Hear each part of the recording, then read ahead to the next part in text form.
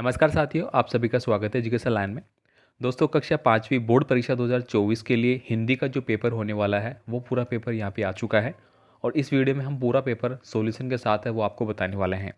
तो साथियों, आपसे रिक्वेस्ट है, चैनल पे अगर आप नए हैं तो प्लीज़ चैनल को सब्सक्राइब जरूर करें और वीडियो को एंड तक ज़रूर देखना। 100% दोस्तों पेपर है वो बोर्ड के द्वारा जो जारी किए गए पेपर है वो मैं आपको बता रहा हूँ और साथ ही साथ इस पीडीएफ फाइल में आपको सभी का आंसर है वो लिखा हुआ मिल जाएगा। हमने पहले ही यहाँ पे नोट डाउन कर लिया है जिससे कि आपको किसी प्रकार की कोई दिक्कत नहीं होगी। ठीक है, और आपसे रिक्वेस्ट है कि चैनल को अपने दोस्तों के साथ भी शेयर ज़रूर करें, जो भी आपके फ्रेंड है कक्षा 5वीं में पढ़ रहे हैं, जिनको भी A+ बनाने हैं। दोस्तों, चैनल से जुड़ जाइए।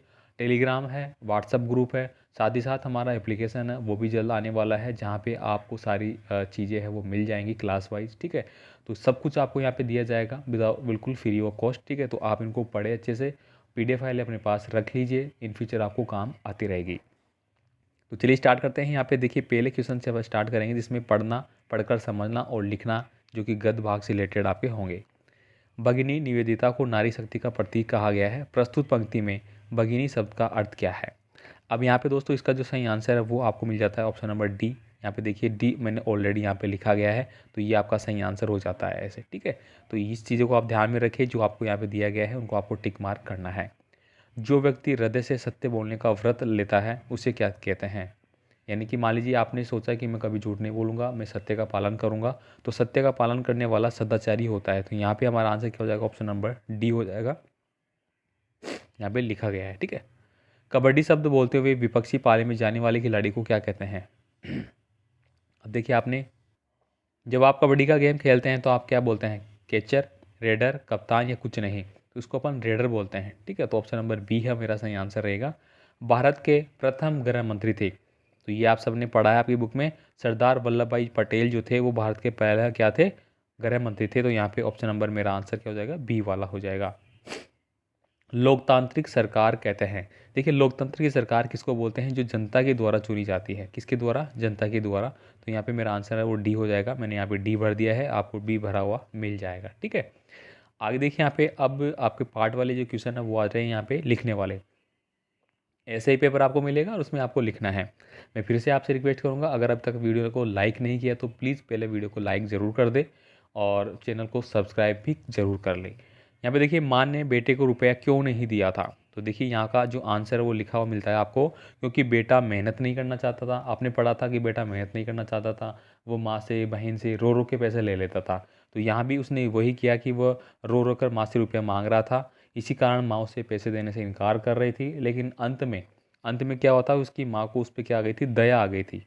ठीक है, दया आने से उसने 1 रुपया दे दिया था। ठीक है, महात्मा जी के अनुसार लोक परलोक के साथी संग कौन है? देखिए, महात्मा जी वाला पार्ट आपने पढ़ा था, इसमें दो भाई लड़ रहे थे वगैरह सब कुछ उनको समझाया गया था खेद में। तो यहाँ पे उन्होंने बोला है कि अच्छे कर्म, अगर आपने अच्छे कर्म किए हैं, आपने ईश्वर की भजन भक्ति की है, यही आपके क्या है? संगी साथी कहलाएंगे। यही आपके लोक परलोक में संग साथी रहने वाले हैं। इसके अलावा सब कुछ आपको यहीं छोड़ के जाना है। आपको अपना जितने भी आपने कोई भी तरक्की की है, आपने गाड़ी बंगले ऐशो आराम की चीज़ें इकट्ठी की है, सब यहीं रह जाएगी। अगर आप जब जाते हैं, यानी कि जब आपका शरीर त्याग देते हैं, आप मृत्यु हो जाती है, उसके बाद आपके अच्छे कर्म और आपने ईश्वर को कितना याद किया वही आपके साथ जाते हैं। ईश्वर उन्हीं का जो लेखा जोखा है वो रखते हैं। ठीक है, नेक्स्ट क्वेश्चन देखिए, प्रजापति ने किसको श्रेष्ठ बताया और क्यों बताया? आपने पाठ पढ़ा था, जो दानव थे और जो देवता थे उनको अलग अलग कमरे में रखा गया था, लड्डू दिए गए थे, उस पाठ से लिया गया है। ठीक है, तो यहाँ पे देखिए देवताओं को श्रेष्ठ बताया गया था। उन्होंने सहकार की भावना, ठीक है, यहाँ पे क्या है? सहकार। ठीक है, यहाँ पे क्या लिखा गया है? सहकार। तो सहकार की भावना से कार्य किया। सहकार का मतलब होता है एक दूसरे की मदद करना। ठीक है, उन्होंने क्या किया? खुद भी खाना खाया, ठीक है, और दूसरों को भी खिलाया, एक दूसरे को खिलाया था ना, बिना कोनी मोड़े हुए। तो ये इस प्रकार से इसका आंसर था कि प्रजापति ने देवताओं को श्रेष्ठ बताया था। अब देखिए, यहाँ पे आपको एक गद्यांश दिया गया है, इसको आपको पढ़ना है। कुछ दिन बाद एक दिन प्रातःकाल इस मंत्री राजा ने दोनों राजाओं, जमींदार और सेठ सभी को अपने यहाँ आमंत्रित किया। जब वे सब यहाँ उपस्थित हुए तो उस समय यहाँ मंत्री राजा पलंग पर महल के विशाल एवं सुसज्जित कक्ष में लेटे थे। उनकी पत्नी उनके पास बैठी थी। इसके अतिरिक्त अन्य कई नौकर भी उनकी सेवा में जुटे हुए थे। चारों व्यक्ति उसके आसपास बैठे थे। सच है, अपने मस्तिष्क में जो विचार आए उनकी व्यर्था चर्चा न करते हुए उन्हें योजनाबद्ध तरीके से पूर्ण करने में जुट जाना चाहिए। कर्म, कठोर श्रम, लगन और निष्ठा से कोई भी व्यक्ति महान बन सकता है। अब ये हमने पढ़ लिया। अब आपके प्रश्न पूछे जा रहे हैं यहाँ पे, मंत्री राजा ने किन किन लोगों को आमंत्रित किया? तो देखिए पहली ही लाइन में आपने पढ़ा था यहाँ पे, मंत्री राजा ने दोनों राजाओं जमींदार और सेठ सभी को आमंत्रित किया। तो यहाँ पे देखिए ये लिखा हुआ ना, एक यहाँ से लेके एक यहाँ पे भी लिखा गया है ना मैंने ऑलरेडी, तो यहाँ से लेके यहाँ तक का आपका जो आंसर है वो पहला हो जाएगा। ठीक है, यहाँ से यहाँ तक का। ठीक है, इसके बाद देखिए यहाँ पे, मंत्री राजा के पास कौन बेटी थी? तो 2 नंबर का आंसर देखिए यहाँ पे, उनके पास बैठी थी। कौन? उनकी पत्नी उनके पास बैठी थी। तो आपको यहाँ पे क्या लिखना है? मंत्री राजा के पास उनकी पत्नी बैठी थी। नौकर किसकी सेवा में जुटे हुए थे? तो यहाँ पे आप पढ़ेंगे देखिए जो मंत्री राजा थे उनकी सेवा में नौकर उनकी सेवा में जुटे हुए थे। ठीक है, यहाँ पे बढ़ना है आपको। कोई व्यक्ति महान बन सकता है, कब बन सकता है? कठोर कर्म, कठोर परिश्रम, लगन, निष्ठा आदि से कोई व्यक्ति महान बन सकता है। तो ये 4 नंबर जो लिखा है ना यहाँ से यहाँ तक, ये आपका सही आंसर रहेगा। ठीक है, अब देखिए आगे का प्रश्न। यहाँ पे देखिए पढ़कर समझ कर लिखने का क्वेश्चन है। 26 जनवरी को मनाया जाता है तो गणतंत्र दिवस मनाया जाता है। रिक्त स्थानों को आपको पूर्ति करनी है। का संदेश लेके ईद मुबारक आती, तो भाईचारे का संदेश लेके ईद मुबारक आती है। तो यहाँ पे हमें क्या भरना है? भाईचारा। ठीक है, यहाँ पे टिक करना है ये वाला। ठीक है, इसके बाद देखिए, इस मिट्टी में पैदा हुए होना बड़े किसकी बात है? गर्व की बात है। ठीक है, तो यहाँ पे हिंदुस्तान की मिट्टी पे पैदा होना, अपने देशभक्ति की मिट्टी में पैदा होना एक गर्व की बात है। तो यहाँ पे हम गर्व भर देंगे। ये धरती जो माँ है अपनी, हमें क्या देती है? जान से भी प्यारी लगती है। किससे प्यारी लगती है? जान से प्यारी लगती है। इसके बाद देखिए मिलान करने वाले क्वेश्चन है, इनमें देखिए आप कैसे मिलान करेंगे। पहला जो आपको दिया गया है मातृभूमि, तो मातृभूमि के आगे मैंने 3 लिखा है, तो 3 का मतलब क्या हो गया? तीसरे से टिक है जन्मभूमि। भगिनी, भगिनी का मतलब बहन होता है, तो देखिए 5 लिखा है मैंने इसके सामने, मतलब 5 वाला जो आंसर है वो इसके सामने है। कीटाणु के सामने 1 लिखा है तो ये रोगाणु हो जाएगा।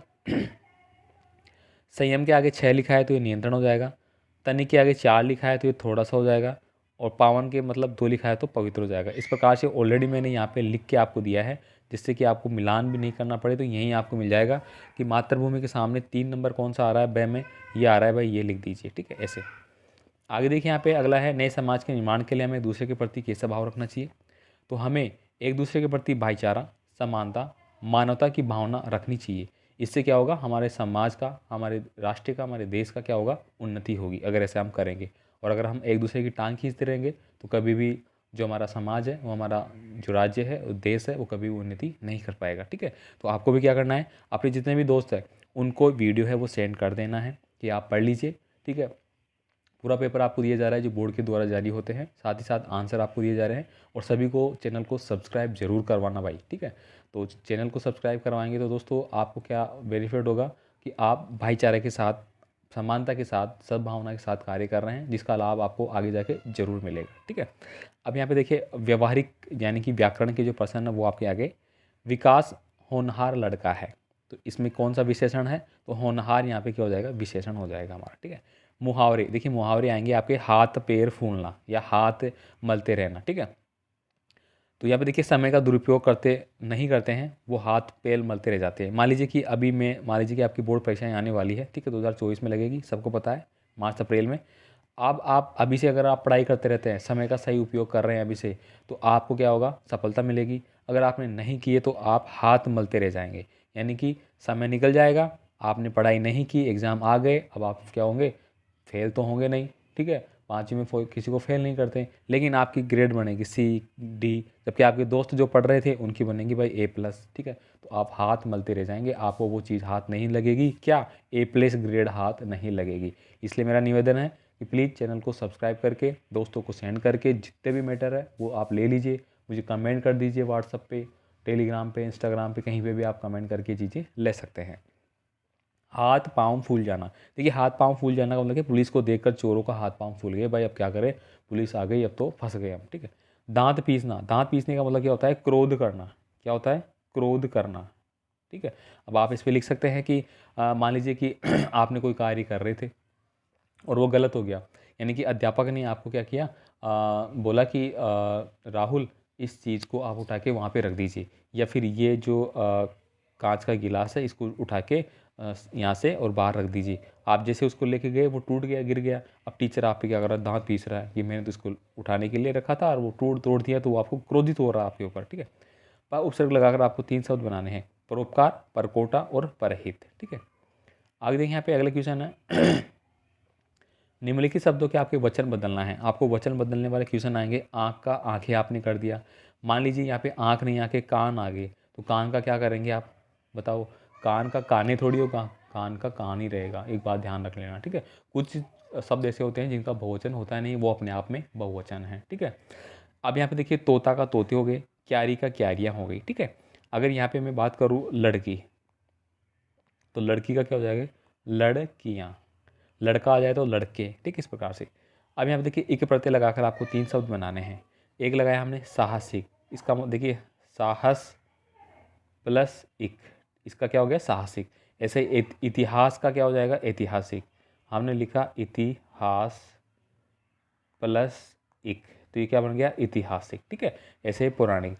अब देखिए यहाँ पे आपको दिया गया है सृजनात्मक, किसी एक पर आपको कहानी लिखनी है। किस पे, शेर, चूहा, मधुमक्खी, रंगों का त्योहार, किसी एक पर लिख सकते हैं। इसका आंसर मिल जाएगा आपको। अब यहाँ पे देखिए एक एप्लीकेशन आपको लिखनी होगी।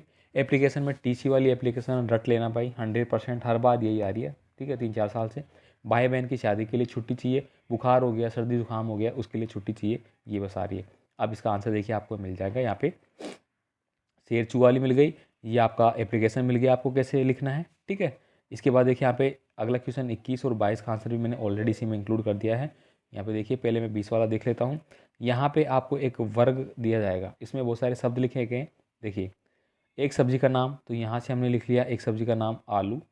एक मानव का नाम आदमी, एक व्यक्ति का नाम मदन, ग्रीवा कंठ के आसपास गला, एक पौधे जिस लगाया जाता है उसको अपन बोलते हैं गमला, ठीक है, और एक औषधि जिसको दवा। ये सब इसी में से हमने उठाएं, ऐसे ही आपको एग्जाम में उठाना पड़ेगा, ठीक है। एक एक नंबर का एक रहेगा आपका, ठीक है। इसके बाद देखिए गणतंत्र दिवस में निम्न लिखना है, जो मैंने यहाँ पे बता दिया आपको, ये देखिए, ठीक। इसके बाद देखिए सड़क सुरक्षा वाला भी मैंने 22 नंबर का इसी में बता दिया है, जो कि अगला आपका आ रहा है ये रहा। वर्तमान में सड़क सुरक्षा वाले जो पर्सन है वो, उसका आंसर आपको 100% आता ही, और हर बार पूछा जा रहा है सड़क सुरक्षा वाले, ताकि आने वाली पीढ़ियाँ हैं वो इस जो नियम है उनसे जागरूक रहे, ठीक है। तो यहाँ में हमने क्या करा है, कक्षा 5वीं के लिए पूरा पेपर है वो देख लिया है हिंदी का, ठीक है। अगर आप भी कक्षा 5 के हैं और आपके दोस्त कक्षा 5 में, तो इसको सेंड जरूर कर देना भाई लोगों। कोई भी और चीज़ आपको ज़रूरत है तो आप मुझे कमेंट कर सकते हैं पर्सनली व्हाट्सएप पे, ठीक है। मिलते हैं अगले वीडियो में, धन्यवाद।